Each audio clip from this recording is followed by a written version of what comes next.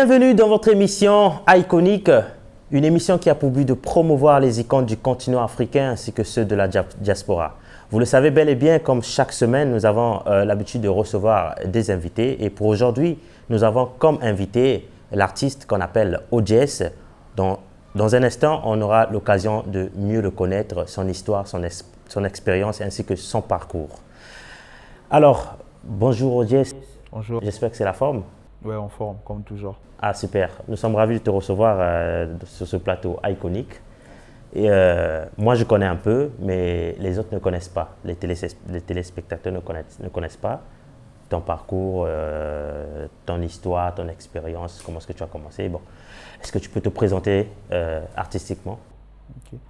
Donc, pour ceux qui ne connaissent pas, moi, c'est OJS, donc artiste d'origine congolaise. Donc, j'ai évolué au Sénégal, ça fait plus de 6 ans, on va dire. On a tourné, on a fait énormément de trucs par rapport à la musique, histoire de faire évoluer les choses, surtout pour le continent. Donc, OJS, et qui est la prise de finition. Auteur, compositeur et artiste en tout cas, international maintenant. Super. On va le rappeler ici que le but de cette émission, c'est de pouvoir mettre en avant les icônes du continent africain ainsi que ceux de la diaspora. Aujourd'hui, tu fais partie de ces figures de la diaspora congolaise au niveau du Sénégal qui brillent artistiquement par des œuvres. Tu as eu à sortir des projets qui tournent un peu partout ici au Sénégal. Mais moi, ma première question est de savoir qu'est-ce qui t'a réellement amené à la musique, comment est-ce que ça a commencé? Cette histoire-là que j'ai envie de découvrir de toi en fait. Bon, déjà, la musique, moi je ne vous mens pas, je me suis lancé dans la musique, c'était depuis le Congo. Donc, on voyait des grands de chez nous à la télé, des gens qu'on connaissait faire de la musique et tout. Donc après, on est tombé dans ça, sans le savoir. Au début, c'était pour s'amuser. Okay. Et puis, on a pris goût, on s'est lancé. Et aujourd'hui, c'est devenu ce que c'est par rapport à ça. Donc il y a des projets déjà que tu as eu à sortir, tes fans connaissent un peu. C'est quoi par exemple comme projet? Est-ce que tu as déjà un album, un EP, une mixtape qui tourne déjà? Effectivement, j'ai une mixtape du nom de Volcan. Donc c'est une mixtape de 6 titres qu'on a répartis en 2 volets. La première partie c'est Volcan 1 qui est disponible sur toutes les plateformes et Volcan 2. Donc mis à part ça, on est plus focus sur des singles et on a plusieurs projets en préparation, peut-être un album si tu fais grâce. D'accord. Est-ce que l'artiste OJS évolue actuellement en Indé? Est-ce que tu es signé? Il y a une structure qui t'accompagne, ainsi de suite. Est-ce que tu travailles en indépendant? Tu as une équipe? Ou comment ça se passe déjà concernant la gestion de ta carrière artistique? Bon, donc déjà actuellement, on évolue totalement en Indé. On n'est pas signé, on n'a pas de label. On essaie de faire avec les moyens du bord. Donc j'ai une équipe effectivement qui m'accompagne. Et c'est ça en fait. Mais comment ça se passe, le seul fait de pouvoir avancer artistiquement sans une structure derrière, sans un label, sans un major? Comment ça se passe déjà avec les moyens de bord? Comment ça se passe déjà Bon, actuellement c'est notre plus grand défi. C'est notre plus grand défi parce que quand on parle de carrière musicale, il y a énormément de trucs qui vont avec. Il y a les dépenses, il y a l'énergie qu'il faut. Normalement, pour chaque artiste, on a l'obligation d'avoir une très grosse équipe. Et pour ça, en fait, il faut énormément de financement. Donc, c'est un peu compliqué par moment, mais on essaie de faire avec. On essaie de faire avec. J'ai une équipe qui est quand même solide. C'est vrai qu'on n'est pas nombreux, mais avec le peu qu'on a, on essaie de donner de la qualité et de donner ce qu'on peut donner au public pour leur plus grand plaisir en fait. Ah, d'accord. Mais quel serait ton souhait au jour d'aujourd'hui si un major ou bien un label indépendant s'approchait de toi pour pouvoir collaborer? Est-ce que tu vas les ouvrir les portes? Quelle est ta philosophie par rapport à ça? Est-ce que tu attends aujourd'hui? C'est vrai que ce n'est pas facile avec tout ce que tu es en train de faire, avec ton équipe, ainsi de suite. Ce n'est pas du tout facile, mais est-ce qu'aujourd'hui tu es ouvert à pouvoir travailler avec une structure qui pourra t'accompagner, une maison de production, un major, un label indépendant? Est-ce que tu es prête à ça aujourd'hui? Bon, je ne vais pas dire non, je ne vais pas dire oui. Ce qui est sûr, on est ouvert à toute proposition. Ça dépend de ce qu'on nous propose. Parce qu'aujourd'hui, si il y a quelqu'un ou bien il y a une major qui vient nous proposer quelque chose qu'on fait déjà. Je ne vois pas l'intérêt en fait d'être signé quelque part, alors qu'on peut faire cela. Ça dépend juste de la proposition. On est ouvert à toutes les propositions et par rapport à cela, on va voir à l'avenir si on peut être signé ou pas. Donc c'est surtout ça. Voilà. Mais il y a un problème en fait, il y a une thématique, bon, je peux appeler ça une problématique en fait, qui est en train de faire surface, de refaire surface au milieu de beaucoup plus les artistes de la diaspora qui sont ici. On s'est dit que les artistes de la diaspora ont du mal à pouvoir s'intégrer artistiquement parlant, c'est-à-dire des collaborations avec des artistes locaux du Sénégal. Cette interaction-là, ce n'est pas assez développée. Qu'est-ce qui se passe déjà? Déjà, toi qui es dans le milieu, ça fait plus de 6 ans que tu es là, c'est sûr que tu as eu à... Tu peux dire quelque chose dessus? Effectivement, effectivement. Bon, c'est pas faux. Déjà, en ce qui concerne les collaborations avec des frères d'autres nationalités, c'est un peu chaud parce que ça dépend aussi de la structure. Parce qu'il y a d'autres artistes qui sont signés dans des structures et pour avoir accès à ces structures-là ou bien pour avoir le contact direct de l'artiste, ou bien c'est un peu chaud, tout ça? C'est un peu chaud. Il y a certaines conditions en fait qui font qu'on ne puisse pas collaborer. Sinon, les artistes, nous sommes en fait disposés à collaborer. Ça, il n'y a pas de souci. Moi, par exemple, j'ai eu plusieurs... on était dans les pourparlers pour certaines collaborations qui n'ont malheureusement pas abouti, mais bon, après on comprend. Soit c'est par rapport à l'équipe de l'artiste avec qui on veut collaborer, soit c'est par rapport, disons, par rapport au mood de l'artiste. C'est ça aussi, ça dépend aussi, c'est une question de feeling. Voilà. Ça, c'était ton constat, mais par rapport à ça, que souhaiterais-tu dorénavant? Bon, après, ça dépend de la vision de tout un chacun. Aujourd'hui, moi, je pense qu'en tant qu'artiste, c'est toujours important que les artistes, que les univers des artistes, en fait, puissent deux fois matcher, histoire de sortir des trucs. On en a vu, Damso, Kalash, c'est pas le même mood, c'est pas le même univers, mais après, il y a des collaborations qui se font, ainsi de suite. Oui, il y a des collaborations comme ça et tout. Donc, si on a la facilité entre nos artistes déjà d'essayer de faire des collaborations, je pense que ça va donner quelque chose et qui va faire évoluer les trucs dans le milieu, quoi. Il y a ça aussi. Maintenant, en revenant en arrière par rapport à ta carrière artistique ici au niveau du Sénégal, plus précisément à Dakar, comment est-ce que tu vois ton intégration déjà? Est-ce que tu es bien installé? Est-ce que les gens reçoivent ta musique comme il se doit? Est-ce qu'il y a des feedbacks positifs, bien sûr, par rapport à ta musique? Comment est-ce que tu vois les choses déjà quand tu essaies un peu de faire un retour concernant ta carrière et tu vois tout le cheminement du début jusqu'à présent, jusqu'ici? Comment est-ce que tu vois déjà? Est-ce que tu t'es bien intégré? Est-ce que ça marche déjà artistiquement? Bon, après, l'homme est insatisfait. Même si ça marchait vraiment, on va toujours dire qu'il y a quelque chose d'autre à faire. Déjà, de mon côté, oui, il y a des feedbacks par rapport à ce que je fais. Certes, je ne suis pas encore arrivé où je veux être, mais je ne suis pas où j'étais au début en fait. On essaie de faire avancer les choses petit à petit. Il y a énormément de travail encore, c'est surtout ça qu'on doit accomplir. Donc, j'espère qu'avec le temps, on aura les opportunités, la force et l'énergie de faire tout ça. Et après, on va voir ce que ça va donner. Okay. À quel niveau on va être en fait. Ah ouais. Il y a du travail. Ah super. Et selon toi, artistiquement parlant, est-ce qu'un artiste a forcément besoin d'un manager? Bon, après ça dépend aussi ça dépend du niveau ou du temps dans le game. Au début, pas forcément.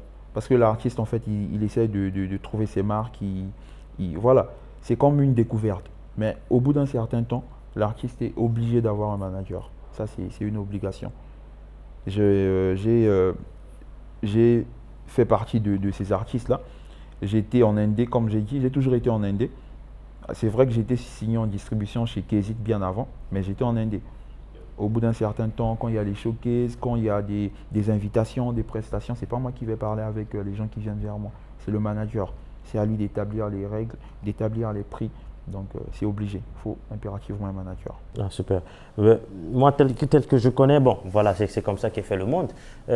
Chaque œuvre artistique mérite une récompense. Mais en parlant de ça, on va parler de la série de récompenses qu'il y a eu récemment en France, les Flammes, comme on appelle ça déjà, les Flammes. Ce genre d'événement. Attends-tu à ce genre d'événement, par exemple, ou bien ce genre d'organisation, de remise de trophées ou de mérites aux artistes, beaucoup plus en Afrique, je parle d'Afrique en fait. Ce genre d'événement, si on essaie de ramener en Afrique, attends-tu à ce genre d'événement, par exemple? Bon, déjà, c'est des très bonnes initiatives par rapport à ça. C'est comme vous avez dit, en fait, tout travailleur, en fait, mérite une récompense. Et nous, les artistes, les gens ne voient pas ce côté-là, mais on charbonne énormément.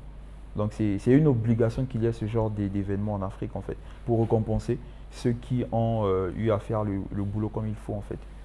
Donc, on espère, en fait, que dans l'avenir, il y aura des trucs comme ça. Et peut-être je serai parmi les nominés, qui sait.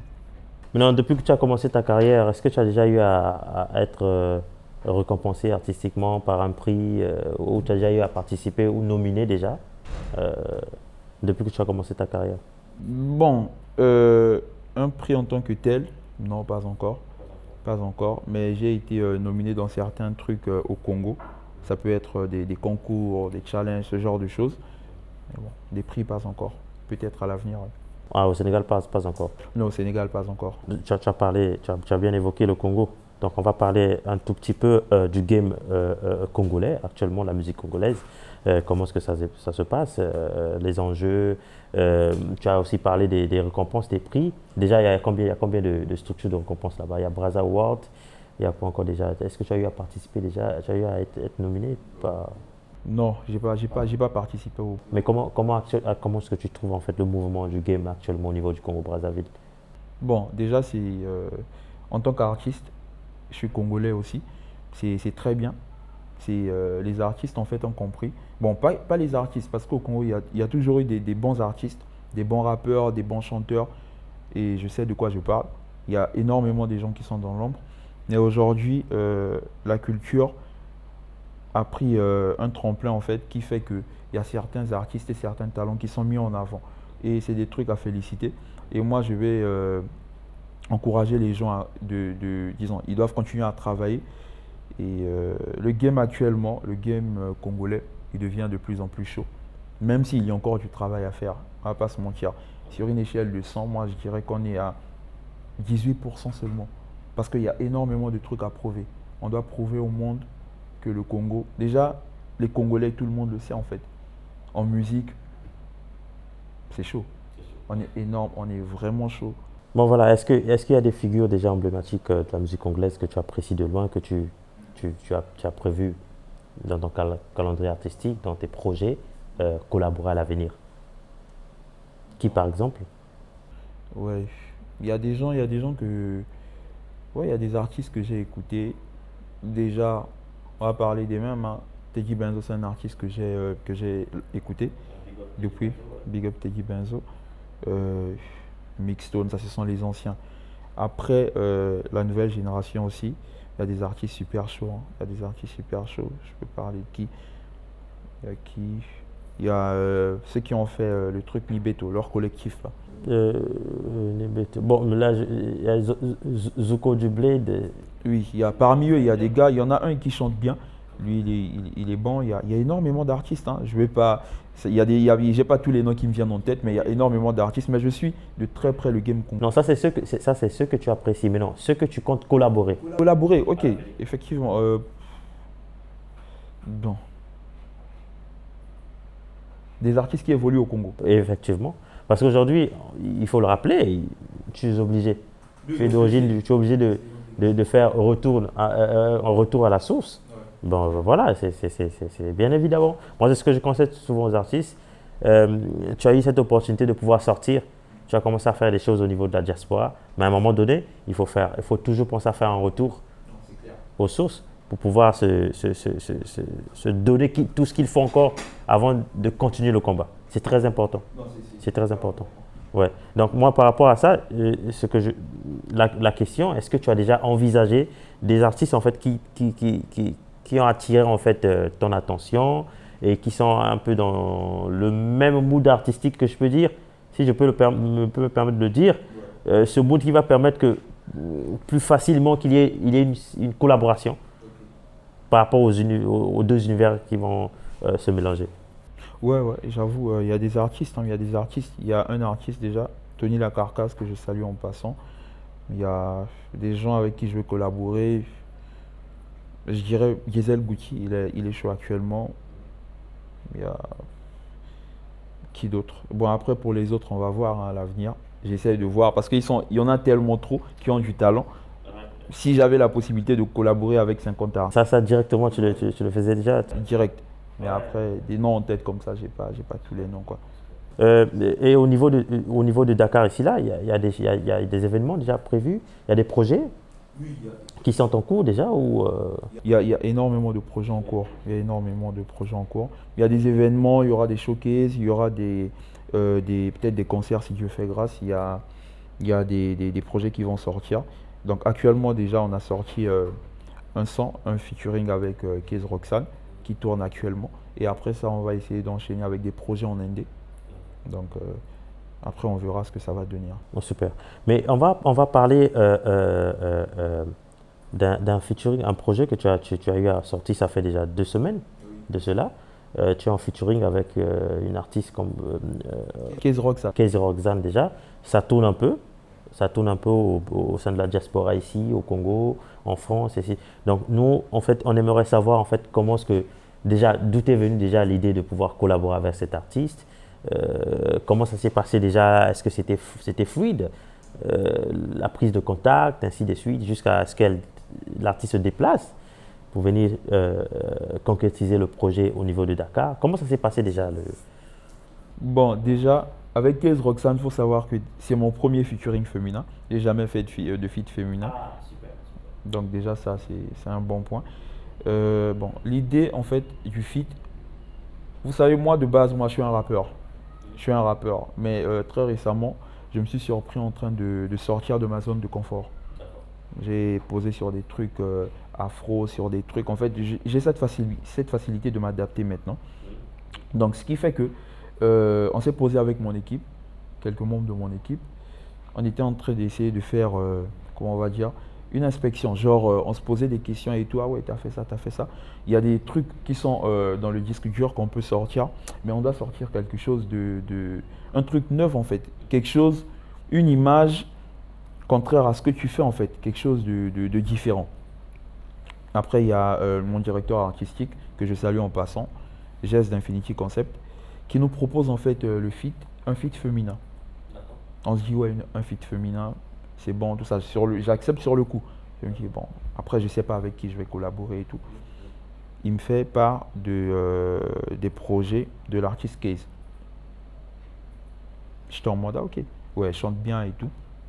Mais après c'est quoi la suite? Donc de fil en aiguille, il trouve la prod, il y a un beatmaker congolais du nom de Didier Movic. Il est très bon. Donc il trouve une prod de Movic, il contacte Movic. Ah oui, tout, j'ai aimé la prod et tout. Il y a mon artiste qui peut faire un truc dessus. Il vient, il me fait kiffer la prod. Automatiquement, j'aime la prod. J'aime la prod et tout. C'est pas mon style. Hein. C'est un truc un peu afro, love, des trucs. Là, il faut rappeler, c'est un style afro. Ouais, c'est un style, on va dire afro, kizomba, un truc, les trucs actuels en fait. J'aime le truc et tout, je me dis, ah ouais, je peux poser dessus. C'est là il revient encore avec l'idée de la fille. Il me dit, Case, je vois bien Case sur ça, elle va faire un truc de fou. Ok. Et donc, du coup, l'artiste Case Roxanne, elle est tombée sur la prod et automatiquement, elle a eu l'inspiration qu'il faut déjà, elle s'est mise au travail. En fait, c'est lui qui a établi la connexion. Donc, il m'a envoyé la prod, il l'a envoyé à Case. Donc, elle a aimé la prod. Elle me dit, vas-y, il y a ODS qui peut faire un truc de fou sur ça.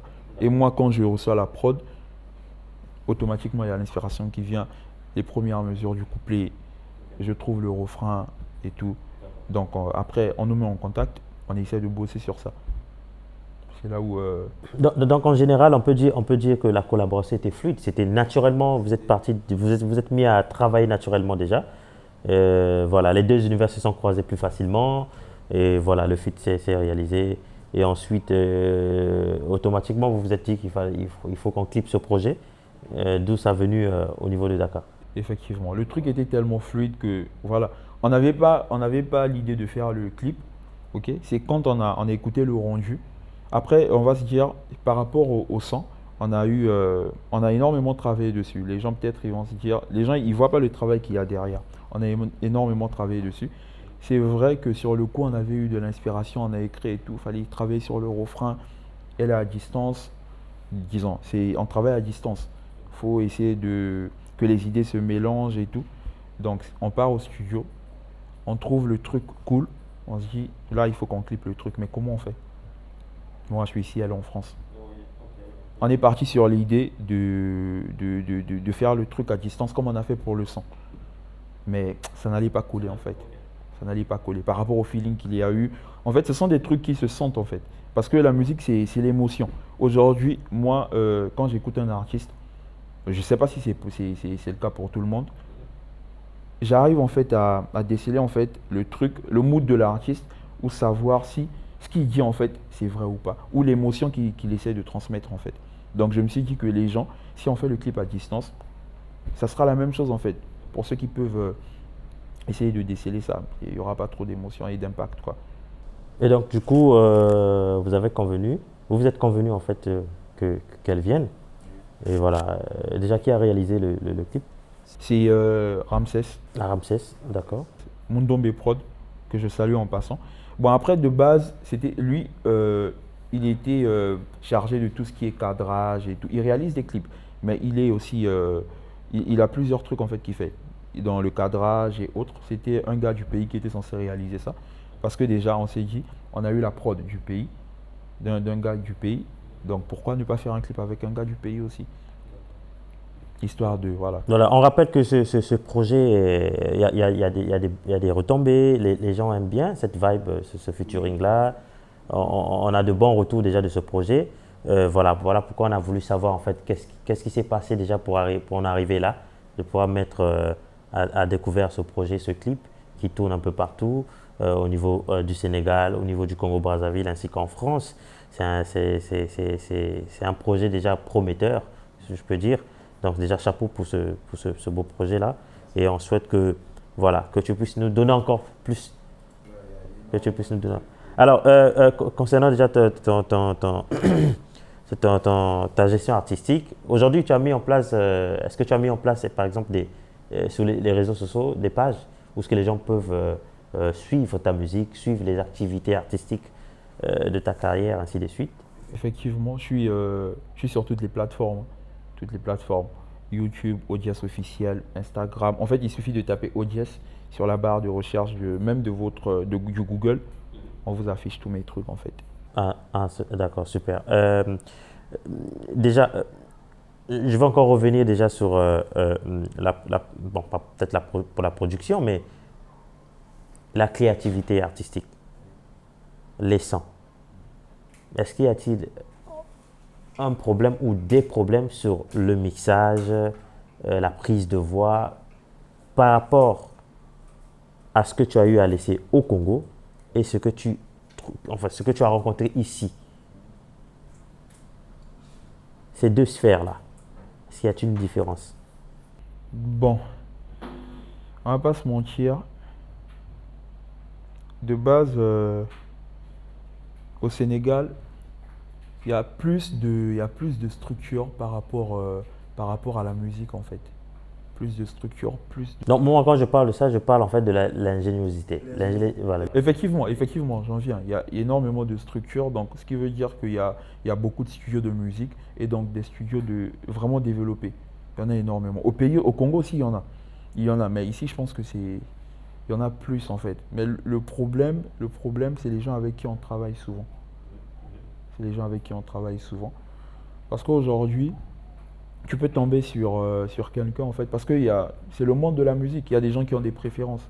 Tu peux partir dans un studio, peut-être qu'il ne comprend pas le mood dans lequel tu es, ou bien il n'est pas, peut-être, lui il est plus rap, toi tu pars sur un truc afro, et les mix parfois diffèrent, c'est pas ça. Et il y a aussi par rapport au son, c'est comme je disais tout à l'heure, c'est un problème de financement aussi. Parce que pour avoir la meilleure qualité, il faut mettre du prix. Aujourd'hui, pour un artiste en indé comme moi, aussi il y a plusieurs artistes qui sont en indé. Il veut produire un bon son. Tu veux pas peut-être partir dans un bon studio, mais on te demande la somme de 200 000 francs. pour un son. Tu es en indé, même si tu as les 200 000 francs, c'est bien d'essayer de donner de la qualité, de donner l'argent, mais après, il doit aussi quand même avoir un retour. Et la personne ne va pas prendre le risque de faire ça. Il va partir à un studio là où les prix sont plus bas en fait. Et deux fois, attention, je ne dis pas que les studios qui ne sont pas trop coûteux sont des studios qui ne font pas du bon travail, non. Mais il y en a d'autres, c'est pas ça en fait. Donc les gens ils voient pas ça, ils sont là, parfois ils critiquent l'artiste, ouais le son il est nul et tout, mais lui il a donné ce qu'il avait en fait. Et toi, par rapport à cette problématique-là, quel conseil peux-tu apporter à un artiste qui veut réaliser ses projets artistiques, c'est-à-dire euh, organiser ses chansons, de la créativité jusqu'à à mettre ça en découvert? Qu'est-ce que tu peux conseiller en fait? Genre pour qu'il ait des sons de qualité, ce genre de choses. Voilà. Déjà, je vais parler en fait d'un artiste qui peut avoir peut-être les deux pieds au niveau du Congo et au niveau du Sénégal ici. Bon, déjà, il doit avant de partir peut-être enregistrer en studio ou bien de tourner un clip, en fait, il doit connaître la personne avec qui il veut travailler. Il y a déjà ça. Parce qu'aujourd'hui, moi, comment je fonctionne? Avant de partir, parce que j'ai fait le tour de quelques studios ici au Sénégal. Non, parlons sans te couper déjà, parlons des studios. Est-ce que ici au niveau de Dakar, les studios ont des prix exorbitants par rapport au Congo-Brazzaville? Comment ça se passe? Quelle est la remarque déjà? La remarque, déjà, c'est comme je disais, en fait, tu pars dans un studio là où ils ont tout le matos, forcément, ils ne vont pas te facturer au prix du studio qui a le minimum, en fait. Donc, le prix va quand même être haut, élevé, ok? Donc, ici, les prix sont quand même un peu plus élevés qu'au Congo. C'est vrai qu'il y a d'autres studios qui ont des prix abordables, ils font du bon travail. C'est bon, en passant, je salue DNNG, c'est là où j'enregistre le plus souvent. Voilà, les prix sont normaux chez lui et puis c'est carré, quoi, son travail est propre. Maintenant, de nos jours, par rapport à la société africaine, je parle, parce que si on parle de tout ce qui est Afrique, on met en avant tout ce qui est voilà, révélation africaine, les icônes du continent, ainsi de suite. Mais est-ce que pour un jeune, par exemple, qui a toujours rêvé faire de la musique, est-ce que c'est assez fluide de pouvoir se lancer professionnellement en musique? Par rapport à nos sociétés, les parents, l'éducation que nous avons eu à recevoir. Aujourd'hui, on a eu cette problématique-là de telle sorte que les parents africains ont du mal à laisser, par exemple, leurs enfants qui ont ce potentiel-là en musique, de les laisser carrément aller entrer dans ce monde-là. C'est pas facile. C'est pas facile. Il y a eu plusieurs, en fait, il y a eu plusieurs problèmes comme ça. Hein, entre les parents et les enfants. Et toi déjà, quel est le conseil déjà pour un jeune qui veut se lancer dans la musique? Bon, après, si la personne pense qu'il a le potentiel qu'il faut et qu'il pense qu'il a les épaules solides pour pouvoir supporter tout ce qui va avec, ah bah pourquoi ne pas se lancer? C'est vrai, aujourd'hui, les parents, ils ont un mot à dire dans notre éducation et tout, c'est tout à fait normal, c'est nos parents. Mais la vie, c'est notre vie, c'est pas la vie de nos parents. Ok, il y a ça aussi. Moi, je comprends un parent aujourd'hui qui ne veut pas que son enfant se lance dans la musique. Je comprends. C'est peut-être parce que l'enfant n'a peut-être pas encore fait l'épreuve. Moi, je vous assure que quand il y a de l'argent qui rentre après. On oublie tout ça là. Mais tu penses qu'il doit y avoir des structures qui pourront accompagner déjà ce genre d'initiative-là? Un enfant qui se rend compte qu'il a du potentiel, il a du potentiel en musique, de pouvoir se lancer dans une carrière de musique.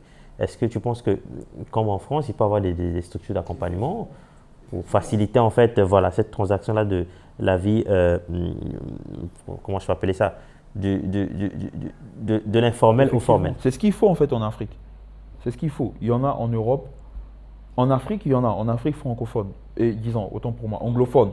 Il y en a. Au Nigeria, au Ghana. J'ai été au Ghana, j'ai vu. Il y a des gens en fait qui font l'école que pour la musique en fait. Et ils se font de l'argent avec.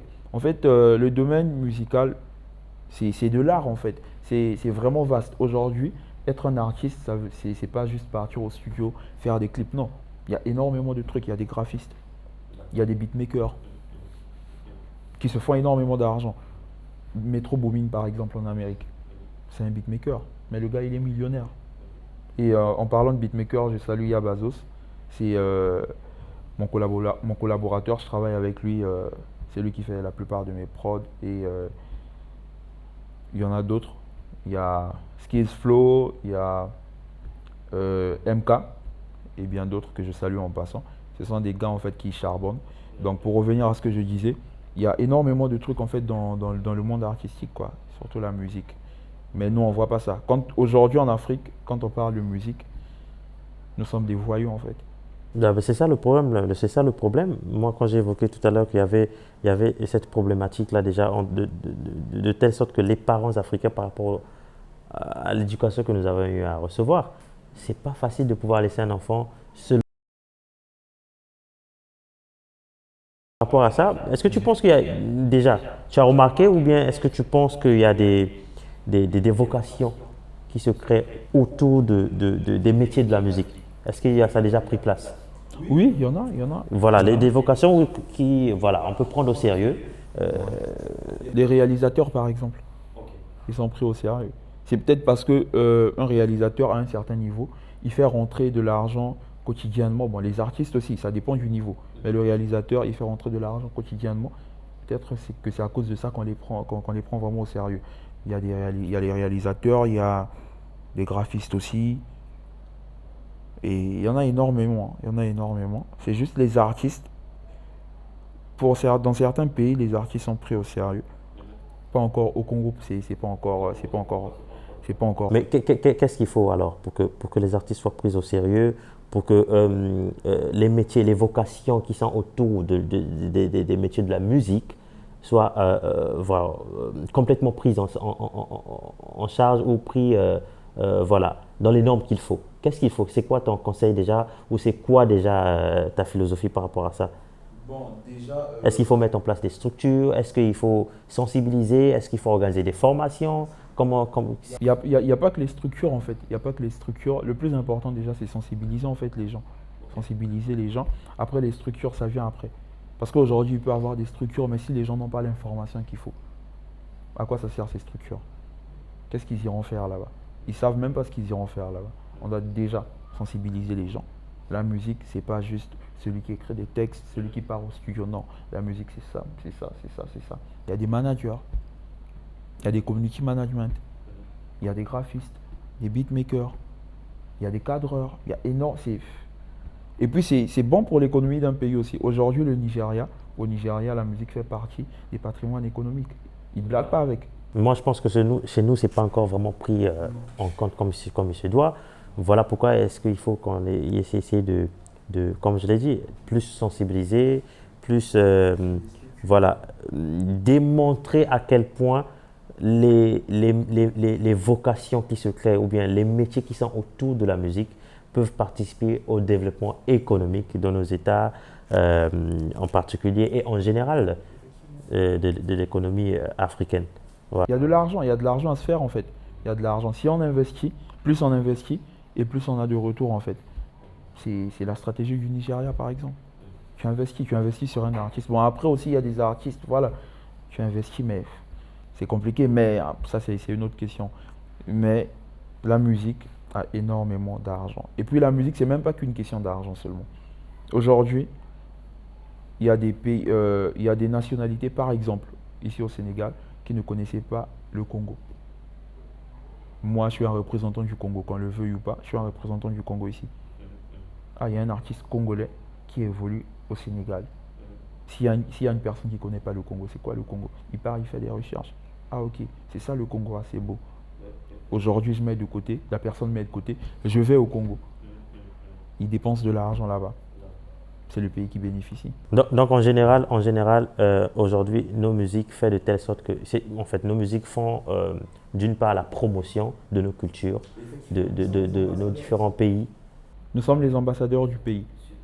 Et normalement, par rapport à ça, rien que pour ça, on doit mettre les moyens en jeu pour accompagner ceux qui font du bon travail, ceux qui veulent travailler. C'est ça en fait. Voilà, donc là nous sommes en train d'atterrir déjà vers la fin de l'émission. J'avais aussi une autre question déjà, ta pensée par rapport au développement de l'industrie musicale. On va commencer au Congo, au niveau du Congo-Brazzaville et voir aussi au niveau du Sénégal. C'est quoi déjà tes souhaits déjà? Qu'est-ce que tu souhaiterais déjà? Des changements, s'il y a des changements, s'il y a des... Voilà. Qu'est-ce que tu souhaiterais déjà? Au niveau du Congo-Brazzaville d'abord et ensuite au Sénégal. Oui, le Congo d'abord. En fait, au Congo, il y a énormément de potentiel. Il y a vraiment du talent. On peut se faire de l'argent avec ces talents-là. On peut promouvoir la culture de chez nous avec ces talents-là. Ce qu'il faut, moi je pense déjà, c'est sensibiliser les gens par rapport à la musique. À la consommation, les pousser à la consommation locale. En fait, le problème, là ça commence à un peu changer. Le premier problème, surtout chez nous les francophones, pas qu'au Congo, c'est qu'on consomme plus ce qui vient de l'extérieur que ce qu'on a chez nous. Et ça, c'est un très grand problème. Donc il faut essayer de lutter un peu sur ça, de conscientiser, voilà, afin que nous puissions développer en fait une forme de consommation locale adaptée, comme il se doit. C'est-à-dire qu'aujourd'hui, le Congolais lambda est capable de, voilà, de s'acheter ou bien de... Bon, c'est vrai que on va pas rentrer sur le streaming, parce que déjà le streaming, il faut déjà le niveau d'Internet, c'est pas assez vulgarisé comme il se doit, voilà. Bon, mais vraiment de consommer, voilà, tout ce qui est produit local. Effectivement, c'est ça le truc en fait, parce qu'aujourd'hui, je ne peux pas comprendre que vous avez la même qualité qui vous est servie, mais vous préférez partir payer cher ailleurs au lieu de pouvoir prendre ce que vous avez à votre portée. Il n'y a pas de sens en fait. Et c'est tout le monde, même moi, avant de me lancer dans la musique, j'étais dans cette optique-là. C'est pas parce que je suis dans la musique aujourd'hui que je le dis, non. C'est quand tu examines la chose, tu te dis mais c'est un truc de ouf en fait. C'est pas sérieux. Voilà. Alors, et au niveau du Sénégal alors? Bon, déjà, contrairement au Congo, le Sénégalais, il consomme énormément ce qui est sénégalais en termes de musique. C'est une bonne appréciation déjà? Oui, ça déjà, c'est un bon point déjà. On va pas se mentir. Et tous les Congolais le savent en fait. Aujourd'hui, tu vois, dans les grands festivals, dans des cérémonies, avant de mettre en place d'autres artistes, la priorité, c'est d'abord l'artiste sénégalais. Et ça, c'est ce qui manque chez nous. Voilà pourquoi les artistes ici arrivent à plus s'en sortir que les artistes de... Financièrement parlant, en fait. Effectivement, financièrement. Aujourd'hui, on peut oser dire qu'un artiste sénégalais peut vivre de son art. C'est ça? Ça, c'est clair. Les artistes, ils font que de la musique. Alors que chez nous, nous les Congolais, tu fais de la musique, mais tu dois avoir quelque chose, une autre source de revenus. Et c'est cette source de revenus qui t'aide en fait à financer tes projets musicaux. Mais il n'y a pas de sens. Donc voilà, il faut, nous interpellons déjà voilà, à une forme de conscientisation déjà. Et ça tue le talent, ça tue le potentiel en fait. Le potentiel est vraiment restreint. Ça ne te permet pas d'aller au niveau où tu veux être. Parce qu'il y a énormément de difficultés. Tu es seul, tu dois financer tes projets. Mais qu'est-ce qu'il faut exactement pour que le Congolais lambda arrive à une forme de consommation exclusivement locale? Qu'est-ce qu'il faut mettre en place? C'est quoi exactement? Bon, déjà... Selon toi, tu as une solution par rapport à ça? Bon, une solution, non, je pense pas. Il n'y a pas de solution. Personnellement, mais j'ai décidé en plus de campagne, plus de marketing. Bon, il n'y a même pas que le marketing. Parce qu'aujourd'hui, quand une personne ne veut pas d'un truc, tu auras beau sensibiliser la personne, bah c'est non. Après, il y en a d'autres, ils ne veulent pas consommer congolais, pas parce que c'est mauvais. Non, c'est juste qu'ils ne veulent pas que les autres brillent en fait. Ça c'est clair, nous le savons. Mais déjà, commençons à changer cette mentalité. Après, le reste on verra. Et aussi, il doit y avoir plus de production en fait. Surtout ça. La musique, c'est pas un jeu en fait. C'est vraiment pas un jeu. La musique, c'est un travail, c'est de l'énergie, c'est de l'argent. C'est très technique en fait. C'est très technique. Donc, les artistes qu'on traite de voyous là, il faut les respecter. S'asseoir, trouver une idée, se mettre dans la peau de quelqu'un, prendre un stylo, écrire quelque chose, partir en studio, crier, c'est énormément de travail. C'est pas un jeu. Donc, il faut qu'on se mette ça en tête pour pouvoir aider les artistes à avancer. Je ne parle pas que de moi, je parle des autres aussi. C'est ça. Alors, un mot de la fin pour ceux qui te suivent. Bon, déjà, pour tous les Africains, je ne parle pas que des Congolais ou des Sénégalais, consommons africain. On peut aimer les œuvres des autres, c'est pas mauvais. Après, chacun fait ce qu'il veut. Mais aujourd'hui, si on veut que les trucs évoluent, on doit consommer africain. Parce que c'est les mêmes personnes après qui viennent, ah oui, la culture, le game de chez nous est mort, tout ça, mais vous ne donnez pas de la force. Et c'est ça. Et en ce qui concerne tous mes fans, tous ceux qui me connaissent, il y a du très lourd qui va arriver. Soyez focus, donnez-nous de la force et le nécessaire sera fait. Bon, comme un bon Congolais, je dois toujours shout out des proches, des gens qui m'aident. Donc, Big SO, Akino, le Big Aflex, c'est une personne qui met 2 fois la main à la pâte. Big SO à Yabazos, Big SO à Infinity Concept, Skiz Flow, Moose et MK. Et je ne peux pas citer tout le monde. En tout cas, vous savez comment ça se passe en ensemble en tout cas. Alors, mesdames, messieurs, nous sommes bel et bien arrivés à la fin de cette émission. C'était super, des échanges fructueux, franchement, concernant le game, la musique, au niveau du Congo-Brazzaville et au niveau du Sénégal. Vous avez entendu en fait ce que l'artiste a eu à évoquer comme situation ou comme problématique dans le milieu de la musique. Donc, nous vous disons à la semaine prochaine, Iconic, be the one.